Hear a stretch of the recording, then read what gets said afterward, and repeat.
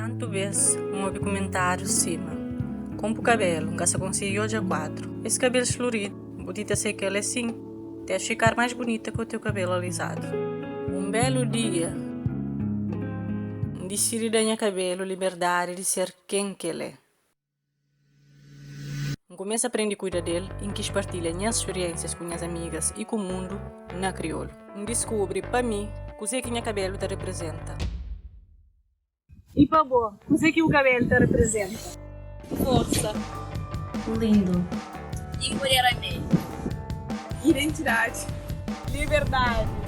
Representatividade. E virtual para ele, qual é a minha sabem proporcionou para a saúde do cabelo, vários serviços cima, tratamentos, finalizações, corte, penteados, para o cabelo que é crespo, cacheado e ondulado. Fazer uma marcação, bem fazer parte dessa família.